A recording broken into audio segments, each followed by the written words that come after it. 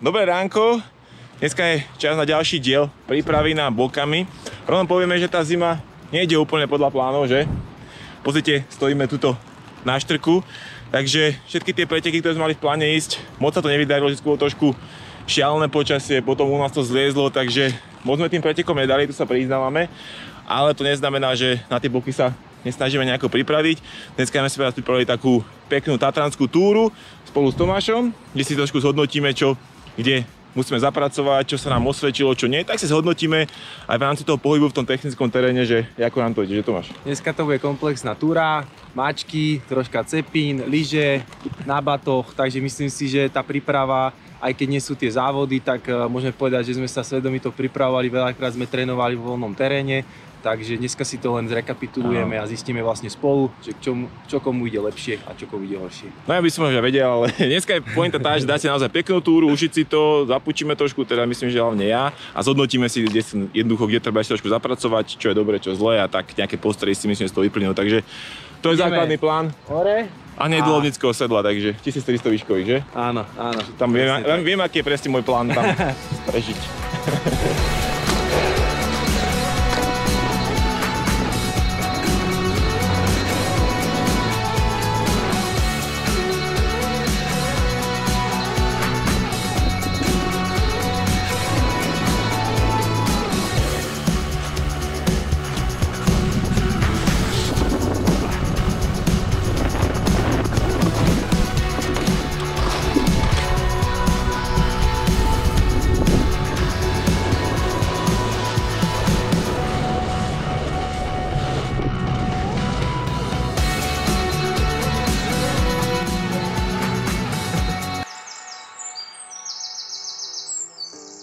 Dobrá túra, však my si to pekne prejdeme. Hneď poviem, že máme nejakých 3000, skoro 100 výškových a cez 5 hodín, takže myslím, že to bolo slušné a myslím, že keď tak pekne prejdeme tú túru po tých častiach, tak sa nám aj veľa vecí vám priblížime. Lomnické sedlo, hneď na úvod, 1400 výškových plus minus, tak tam som videl, že ako jasné, že Tomáš je niekde inde, ale tým ako tie posledné napríklad 2 týždne či koľko ubudlo toho snehu, tak ja som naozaj z toho lyžovania ubral, tam u nás vo Fatre to je akože úplne bieda, tam pršalo, takže som chodil na bike a tak, aj posilka a tak ďalej, a Tomáš napríklad zvolil, tuším, posledné 3 týždňa, alebo tak chodil na také tie prespavačky, na tie chaty, jednoducho oveľa viacej skialpoval a tu sa to brutálne ukázalo v tom kopci, že bol medzi nami rozdiel. A tuto bol proste taký, akože to ten nožničky úplne otvorili, hej, že vôbec nie som zapracovaný a ešte v tej nadmorskej výške. No. Je to tak, no ja som, a nie že takticky, ale chcel som proste využiť tie možnosti a cez tie týždne som chodieval do tej nadmorskej výšky, videl som, že tá saturácia tam je nižšia, čiže reálne som naozaj trénoval v podstate v tej nadmorskej výške. Do toho, ako som ti spomínal, chodil som vlastne tie výšlapy a tréningy 2000 plus, akože aj výškových metrov, čo sa tiež ako keby ukáže, a druhá vec je, že som si tam už samozrejme dával nejaké intenzity, takže som to celé troška tak akože už dá sa povedať poňal akože tak profesionálnejšie. A teraz akože v podstate ja som ani nejaké závodné tempo nešiel, čiže ja som sa len potvrdil to, že akože robím to zatiaľ správne, ale skôr je to o tom, že vlastne ty si teraz zo mňa zoberieš príklad a teraz 2-3 týždne zapracuješ. Áno, áno, v podstate teraz nejaké 3 týždne tých bokov, takže môj plán je naozaj viacej zapracovať trošku, naozaj do toho scalpu sa viacej dostať, trošku viacej, a nie, že nejako pridať hodiny, ale tak trošku to lepšie pospájať, ísť sem tam na nejakú tú chatu prespájať tak, lebo naozaj keď tam človek príde večer, druhý deň ráno, spí v tej výške, tak sa nezdá, ale tie štíty sú 2000 metrov, aj v Tatrách, tu menšie do 2500 dneska,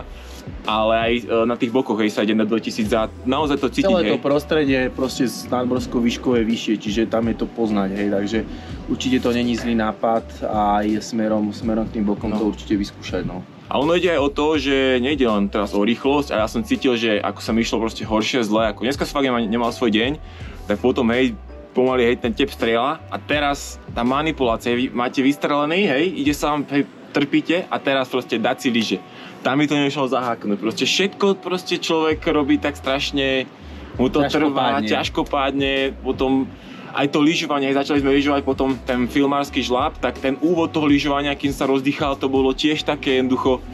Na tom ešte ten vietor tam fúkal, hej, a keď sa to všetko sčíta a máte nakúpené, tak naozaj to nie je úplne príjemný pocit, takže aj preto to je za mňa dôležité, nielen preto, že by som išiel nejaké umiestnenie to vôbec, ale aj z hľadiska tej bezpečnosti, keď človek fakt má nakúpené v tom technickom teréne, to stojí za prd. No. A za druhej strane musíme povedať, že potom sme šlapali na Baranie sedlo a tam som sa zase ja ukázal s mojimi mačkami turistickými, že vlastne ja som to vedel, ale teraz mi z toho potvrdili, že ja mám proste zlé mačky, turistické mačky, veľa šnúrok a všelijakých hovadín a ty vlastne si mal obuté obidve mačky a ja som ešte len zapínal jednu, čiže tam sa zase ukázalo, že musím v podstate zmeniť troška materiál, aj keď som samozrejme o tom vedel a sme si to chceli akože približiť, naozaj to tak je a tam vlastne som zase ja, dá sa povedať, že by som strácal, ale to je zase super v tom, že dneska ten výjazd sa spravil komplexne a v tejto druhej časti sme zase videli, že kde mám vlastne na rezervy. No, inak my keď sme zozjazdovali ten firmársky žlab, tak sme išli ešte vlastne na Terio chatu, vyšlapom a už odtiaľ sa mi išlo o niečo lepšie, už som si trošku sadol, hej, už som sa tak rozdýchal z toho, tak tam už to bolo lepšie, na chate sme si dali proste klasika, najedli sme sa a môžeme povedať, že sme fakt akože že som do teba tlačil, že musíme jesť, dali sme nejaké gely a takéto veci, pretože ono sa to nezdá, ale áno, už len na chate sme mali skoro 3 hodiny a dvojku a sme vedeli, že nás ešte čaká vlastne trasa ďalšia, takže to určite netreba podceniť, v tej nadmorskej výške treba viacej piť, človek sa viacej potí, čo sme videli na tvojom zadku, že proste si mal vlastne zasolený zadok, takže to sú veci, ktoré netreba určite podceniť. Potom to už bolo lepšie a v podstate už, čím sme išli dlhšie, tak si už vlastne išiel to svoje a už to bolo v podstate super. Áno, už si to viacej sadlo, takže naozaj za mňa to zapracovanie je dôležité. Aj trošku zvyknúť na tú nadmorskú výšku, lebo naozaj má to vplyv. Aj sa trošku zladiť pri tom pohybe, tak jednoducho vidí človek, kde má tie silné stránky, kde má tie slabé a na tom treba trošku popracovať. Z toho Baranieho sedla pôvodný plán, keď sme boli, tak sme vlastne chceli zísť k chate na zelenom plesok v Brnčalke, ale to počasie zatiahlo sa, bolo tam hmla a nevedeli sme, kam lyžujeme a vlastne včera tam ešte aj padla lavinka potom v tej fľaške dole, inak z Baranieho sedla máme samostatné video, takže to si môžete pozrieť aj tú fľašku a tak ďalej, tam je zdokumentované samostatne, no ale lyžovať do hmly, tam človek nevidí, tak to nie. Keď vie, že sa bude zhoršovať počasie, tak to určite za ten risk nestojí, takže sme zvolili bezpečnejšiu trasu. V podstate sme z Baranieho zlyžovali naspäť pekne, v dobrej viditeľnosti a v podstate zlyžovali sme zase pod Filmársky zrab. Tam sme sa prezuli, prvú časť troška na lyžoch, potom sme dali mačky a tam som sa zase zasekal asi 3-krát dlhšie ako ty. Ešte tie vrecko, maček mu letel. Ešte aj vlecko, takže úplný amatér. A potom už sme šli vlastne na mačkách hore, ja som šiel prvý, robil som stopu a tam bolo pekne vidno, že tam ja som zase troška viacej zapracoval na tom výkone, urobil som stopu a tebe sa za mňou šlo super a myslím si, že ten záver, jak sme vyšli hore, ten bol úplne parádny, odtiaľ sme si aj nejakú fotečku spravili a pokračovali sme vlastne ďalej a to bolo Kartarik, no, najlepšia lyžba, ako je tá freeride vlastne zóna, čo je v podstate v Vojenskom sedle, tak to bola dneska najkrajšia lyžovačka, takže to bolo super, ale ešte chcem povedať k tomu výstupu do toho tým filmárskym žľabom, akože je to nejakých 600-700 metrov, ale už sa mi to proste išlo oveľa lepšie. Vôbec to nebolo také, že by to tam strieľalo, že by ma tam dlby chytali. Už to bolo vidno, že ako bolo ten dlhší ten čas a už som to trošku zapracoval do toho, tak aj ten pocit do všetko, aj tá manipulácia. Odkedy tuto prvýkrát, keď som zapínal tie lyže, toho som to nevedel trafiť a potom už keď som sa trošku do toho dostal, už všetko, aj tá manipulácia s tým matrošom bola úplne, som to všetko zacvakol, hej, a tak ďalej, už to bolo úplne v pohode. Mačky, hore, dole, pásy. Dneska sme si v podstate vyskúšali všetko. Jediné, čo sme nespravili, tak sme vlastne nemali palice na matohu a cepín v ruke. Ale to som zase ja absolvoval týždeň alebo 5 dní dozadu a určite ešte niečo také si dáme. Ale ako si spomínal, záver cez Kartariko, super lyžovačka, ja som tu vlastne bol déjà vu, ja som tu bol 2 dní dozadu, tiež som tu v podstate trénoval, čiže som vedel presne do čoho ideme a bolo to tam úplne super. Myslím si, že v tom lyžovaní z kopca, že tam si môžeme asi povedať, že tam asi nejaké rezervy nie sú, že tam sme na tom fakt dobre, aj čo sa týka materiálu a nejakých vecí, takže skôr je to o tej manipulácii, dobre si ešte ten tréning naplánovať, aby to sadlo a ešte si minimálne párkrát zašlapať proste takto v voľnom teréne, poskúšať si veci. A dobre bolo dneska, že to počasie nevyšlo, predsa len ten vietor troška skomplikuje tie veci, tak človek musí troška byť opatrnejší, vidia a ten sáčok úplná blbosť, že proste jasné, že každú vec si musíš neckovať do batohu, ale myslím si, že dneska to vyšlo úplne dobre. Aj v tej líbe, keď vravíš, tak tam tiež vidno, že trošku si rýchlejší, ale to je tým, že naozaj keď ja som napríklad ten prvý zjazd mal, rozdýchal som sa, a už potom keď ješ ten celý žláb, tak tiež to proste tak je to posunuté tou výkonnosťou. Ja som dneska išiel určite na úplne inú ako tepovú zónu, tým pádom v tom zjazde som oveľa istejší, tie nohy mi to udržia a to je len proste o tom, ale ako myslím, že po technickej stránke, že to lyžovanie je naozaj u nás obidvoch akože na dobrej úrovni, myslím si, že tam je to akože fajn a už sa len zapracuje na tých detailoch. No a ešte posledná vec, možno ste aj si všimli, že sme šlapali v tých kombinézach a tak ďalej, takže to nie je o tom, že by to nejaké len... Je dobré sa na to zvyknúť, tie kombošky majú výhodu, že máme také trošku pretekové lyžiarky, tak drží to tam pekne ten náblek, nech sa ti nenahrňa. Nech sa nesype, ale ono to je super aj z toho dôvodu, že tá kombinéza je super taká spodná vrstva, že keď na to máme veci a človek sa naozaj chce rýchlo hýbať v tých horách, tak je super taká vrstva, že človek keď sa zohne, sa to nevyhrnie, môže sa tam dať tie pásy, hej, nejaké jedlo a tak ďalej, takže je to aj má to výhodu pri a hlavne, prečo to aj, akože teraz ja v poslednej dobe nosím, tak si chcem skúšať rôzne, povedzme,